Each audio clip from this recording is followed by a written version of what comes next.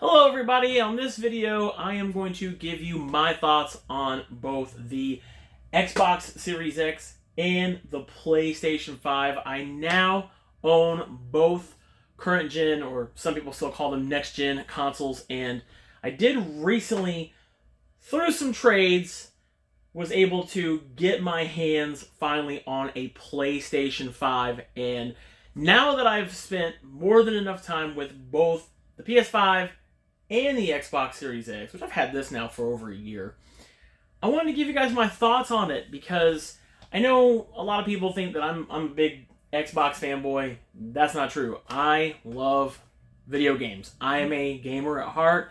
It's something I've been doing since I was like 6 years old with the original NES releasing.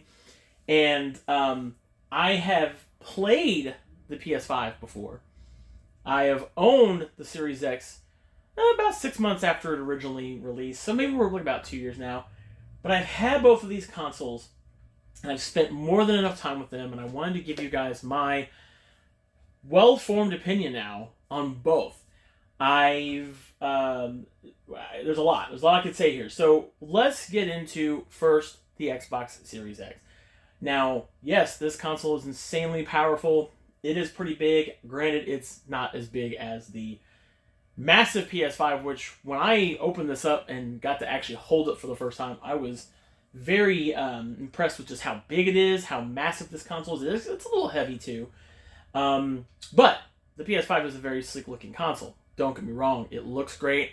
I have mine, actually, when I have it in my entertainment center behind me here, I have it sideways because I just don't have any room for it to stand up. So it actually fits perfectly sideways in my entertainment center, whereas the problem I have with the Xbox Series X is it's just this big, massive rectangular shape, and I don't really have a really great spot for it. So, fortunately, I have to keep this hidden, put it behind my TV. Outside of aesthetics, I always have enjoyed the Xbox controller. You guys can see that here, the Xbox controller. This is the one that they just came out with for the series, that came out with the Series S and the Series X. Now, don't get me wrong. This is a great controller. You guys are seeing the lunar white controller here. I do love the fact that it's got the little, they have integrated finally the grips on here, the rubber grips. But it's still that same familiar Xbox controller from the Xbox One generation, just with a few changes. You've got this, now you have a share button here, of course. Same buttons, controller layout as before, same rumble, nothing really different that much about this controller except for the rubber grips, and they added the share button there. That's really it. Now, I want to say, not that this is a bad controller. This is a really great controller in its own right.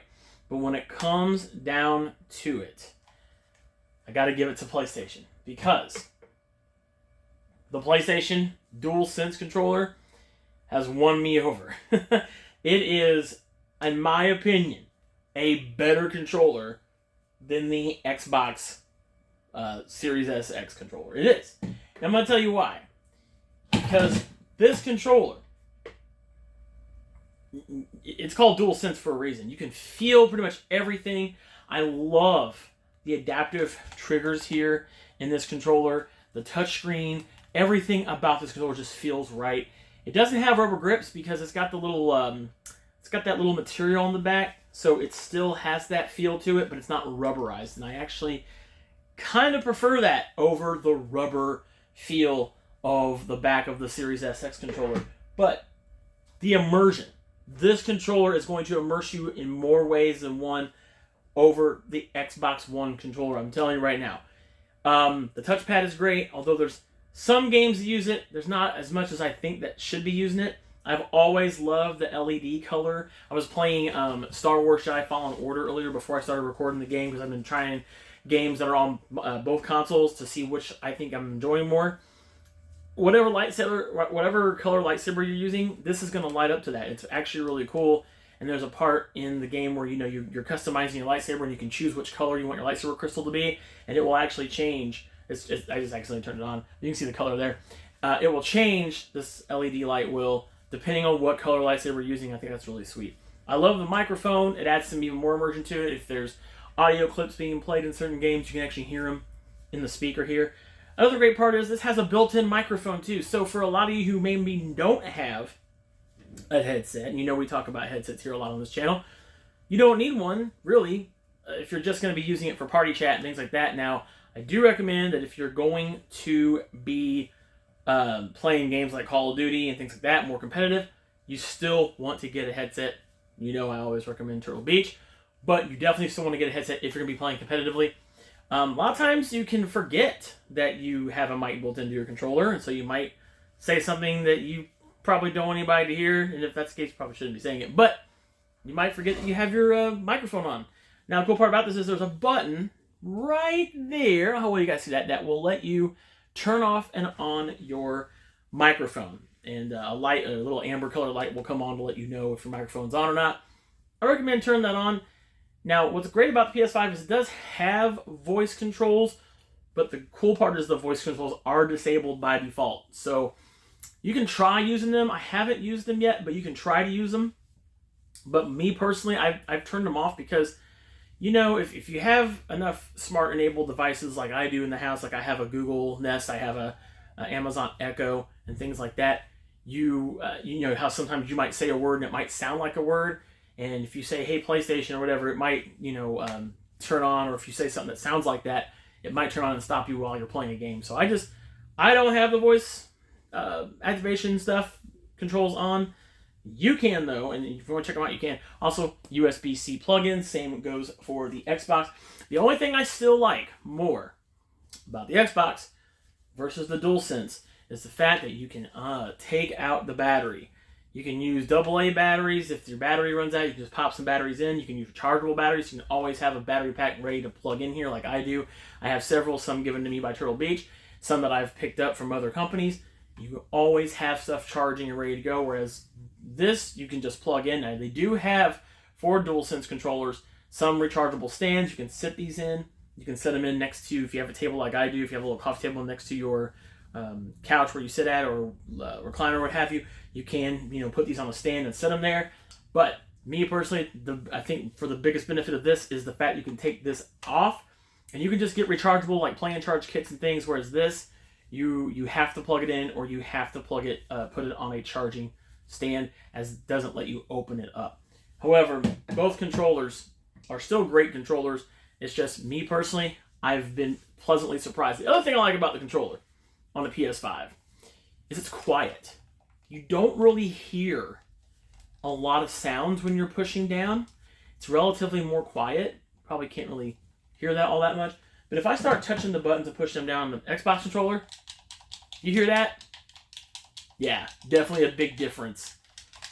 You can hear that right away. And it does. I've actually noticed myself when I went back to playing from having a couple hour session on the PS5 and going back to the Xbox controller, it gets really annoying hearing these. So, if anything, I would love for Microsoft to come out with a controller that has a similar type of button design like the PS5, where it's really, really quiet. And, I mean, if you have people trying to sleep in your home, they don't want to hear the clicking.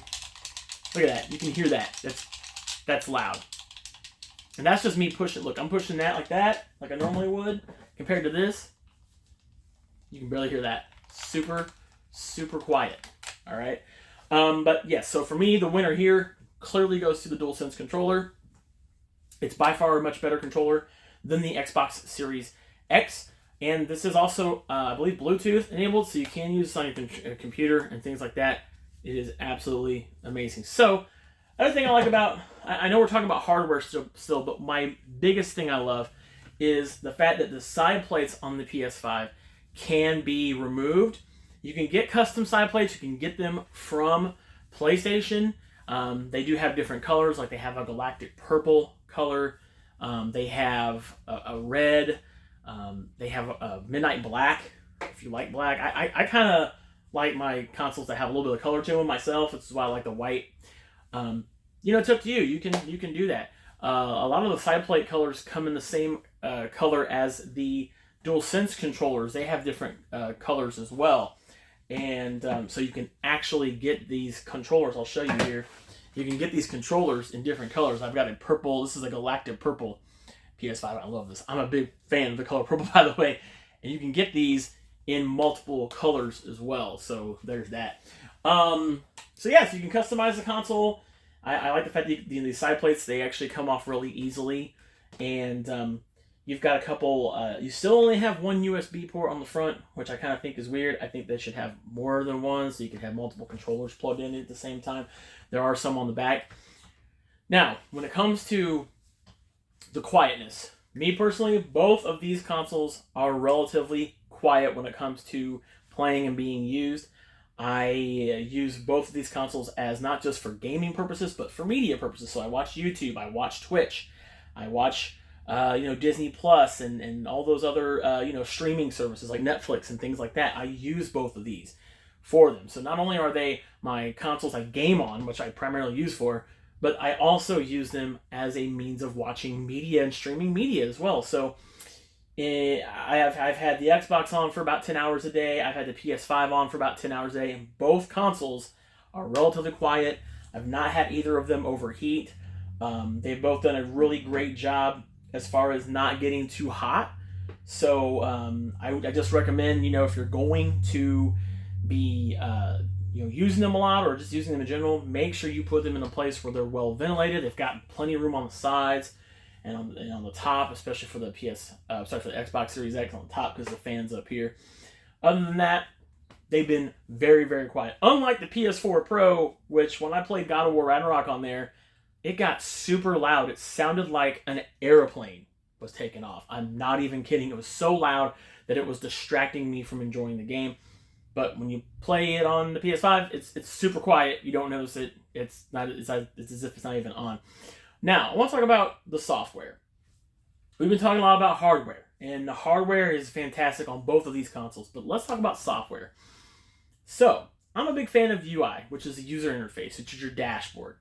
And I gotta say, the Xbox Series X dashboard, it looks just like the Xbox One, the Xbox One X. It's really more of the same thing. I mean, I could take a One X and a Series X, and I could hide them and turn them both on and boot up their dashboards. And if I were to put them on on two different TVs, you probably wouldn't even be able to tell which console was the One X and which console was the Series X because they both have the exact same dashboard. And me personally, when I want a next-gen console, I want the console to feel like a next-gen console and look like a next-gen console. I want it to be different, look different. And the winner of this, hands down, goes to the PS5. It has a very sleek looking dashboard. You'll see it somewhere over here next to me. So it's got a very sleek looking dashboard, and it's minimalistic. And I like minimalistic. I don't need a whole bunch of boxes and ads. And surprisingly, you don't really see a whole lot of ads on the PS5. Now, let's talk about the Xbox Series X. Now, the Xbox Series X has went through already several dashboard changes since the Xbox One. And I was showing Raven this earlier before I started recording. The Xbox Series X dashboard, once again, it's pretty much the same. It's the same dashboard as the One X, etc. It has a lot of ads. It has quite a bit of ads. There's ads for Hulu, there's ads for Disney, there's ads for movies, there's ads for games. There's just a lot of ads. And it's a lot to scroll through. I mean, from top to bottom, at least in the latest version of the dashboard. Now, I don't know if everybody has this version or not, but I'm in the alpha preview club. I'm a preview member. It's a lot. It can be maybe a little overwhelming to some. Whereas the PS5, it's minimalistic. Everything's smaller. It's more to scale, and it looks a lot sleeker. It's easier to maneuver, and it's not a lot of ads. I know we get I feel like as a society we're over commercialized enough as it is, but my goodness, it's very minimalistic on the PS5. So the winner here for which console has the best user interface / dashboard, once again, it's the PS5. And it's easy to use. It's very user-friendly. Everything is super simple. Now, I had to get used to, on the PS4, you have to hold down the PlayStation button to pull up rest mode, whereas you just tap the button here, and there's a little menu at the bottom that's going to pop up, and it's going to show you things like, your uploads and downloads, your friends list, things like that. And then, of course, put this in rest mode or just turn the system off altogether. By the way, in case you're wondering, I know on the PS4 and the PS4 Pro, downloads took a very, very, very long time. However, that is not the case anymore. At least in my experience, I have pretty good internet where I live, but the PS5 download speeds are now they're amazing now. Whereas before, they weren't so much. Now, as far as crashes goes, now I know on the PS4 and PS4 Pro, some people had several crashes. I've only experienced one, and this was last night. My console froze, and I don't know if it was because it couldn't keep up with me running it through the ringer or not, putting it through the ringer.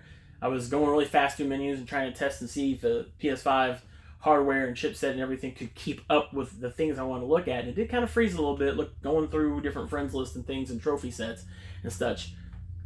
That's the only time I had that happen. All I had to do was just hold down the power button, and I shut it off, and it reset itself, and it was fine. The Xbox Series X, I've never had a single crash. I've never had a single problem with the menus. I've never had any issue with that, so that does kind of edge out the PS5 a little bit, but when it's all said and done, the PlayStation 5 by far and away blows away the Xbox Series X with the dashboard and user interface and things like that. It just, altogether, the PS5 feels like a truly next-gen console. Now, we haven't talked about graphics yet. Now, I want to say that looking at these, playing both these, I do have a 4K 60 FPS TV. I have a Samsung. That's what you see right here behind me. I didn't really notice too much of a graphic difference between the two consoles. I mean, I'm sure if I was Digital Foundry and I could zoom in, look at the pixels and all that stuff, I'd probably be able to tell a difference, but I'm not. I don't have the ability to do that. However, I have noticed that both consoles play exceedingly well. Both give you the option to do performance modes and quality modes depending on what game you play. And I've enjoyed both when it comes to gaming. I will say that because of this controller, I'm telling you, this is the sell. This is the sell for me on this console. Because of the controller, you are going to feel a lot more immersed in your games versus the Xbox Series X. And once again, the reason why is, like, say for instance in Horizon Forbidden West, when you're using Aloy's bow and you're holding down the trigger, you actually feel the resistance. You actually have to push down hard. Or say in Ratchet and Clank Rift Apart, you actually just push the button down for your first firing mode, and you have to actually hold it down for your second firing mode. So you actually feel things with this controller, which makes you feel a lot more immersed. So we're only a few years into these two consoles being out, and I'm really excited to see exactly what Sony and Microsoft can do to push the power of these consoles. But yeah, so having said that, I mean, gameplay-wise, I've enjoyed both consoles. Of course, Sony has the exclusives. However, I want to say that, I was looking for the exclusive on Sony, and there really isn't all that much there either. I mean, Xbox doesn't have a whole lot of exclusives. You got, Halo and Gears of War and Forza. Sony's got Uncharted, God of War. That's not a bad thing. But for strictly PS5 exclusives, I mean, you've got God of War, you got Demon's Souls, and you've got a few other things. But of course, those are games that are from PS4 that upgraded to PS5. I don't count those. So, all in all, both consoles still don't really have a whole lot of things that really stand out. But once again, the console life of these are really young. They're still young consoles. So honestly, I've been super impressed with both of them. I've honestly found myself enjoying the PS5 a little bit more than I have the Xbox Series X.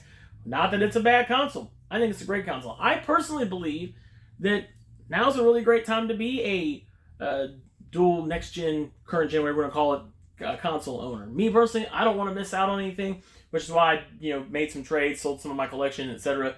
to have this, because there are some great games coming out for both consoles. You got Starfield, you've got a lot of you've got Forspoken coming up for the PS5 soon. Lots of other games coming out soon that are going to be a lot of fun. Final Fantasy 16, that's just one. That's a big exclusive for the Sony console.